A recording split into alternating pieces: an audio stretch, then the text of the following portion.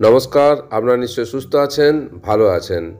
SSC 2016 case এবং ওবিসির যে case supreme কোর্টে চলছে তার যে আপডেট তা আপনাদের সঙ্গে শেয়ার করব।